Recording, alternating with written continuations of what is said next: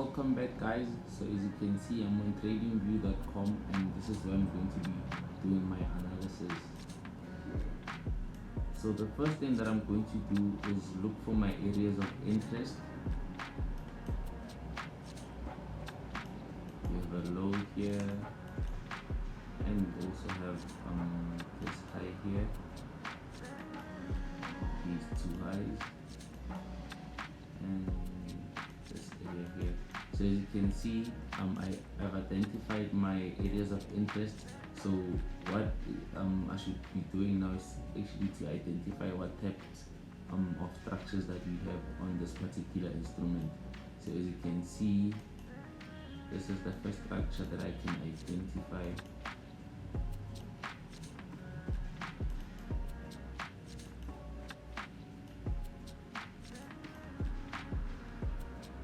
So this is the first structure that I've been able to identify.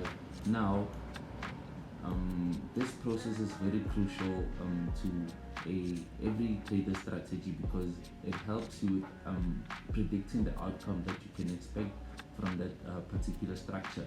So we don't just identify structures for the fun of it, but they actually have meaning behind them. So this particular structure is what we call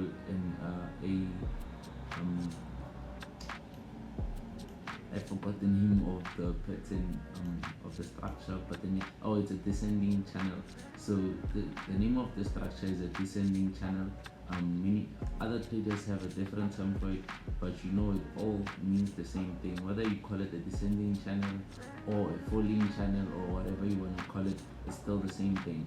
So what you find in this industry is that most strategies they actually go by the same principles, just that the terminology is different.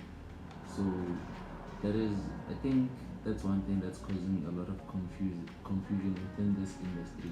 But nevertheless, the next thing that we're going to be doing after identifying a structure is that we're going to look for clues within the structure to see if it supports our anticipation. So according to the rules of the market, or the nature of the market, what you will see is that after getting a structure like this, a structure like the one you've identified here, is that you see a reversal of the market, and the market will tend to reverse to this area that we've identified as our area of interest. So let's pretend as if this hasn't happened yet. So if you identify a pattern like this, you should know that at least you should be expecting a breakout in a form of a reversal that will reverse up until this point here, which is the beginning of the whole move essentially. So this would be your anticipation.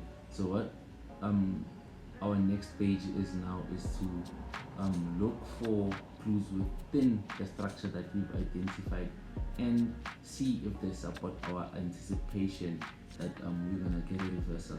So now, without any further ado, let's look within our descending structure and see what are some of the clues that we have here.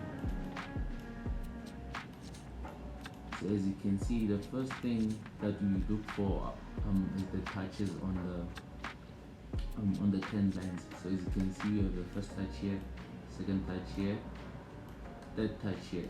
So we all know that we need a minimum of 3 touches in order to get a confirmation that the market will indeed break out of the structure.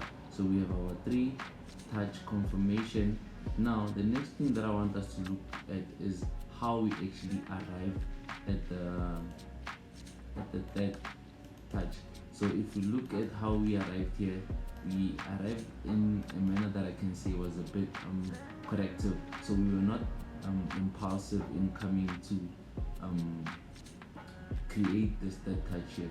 So we actually have a structure like this here.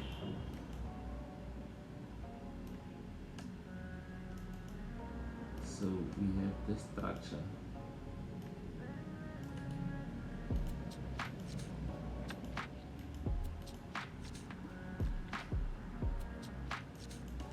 So as you can see, this structure is also a descending channel. This means that we have a descending channel within a descending channel, which creates a higher probability of our anticipation. So this means that we've got two confirmations now, because we had a confirmation from our three touches, and now we've just had another confirmation from the descending channel that we've been able to identify within our descending structure.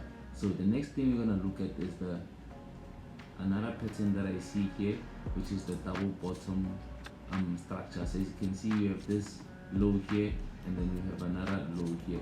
So we can just put a zone here in order to make it clear.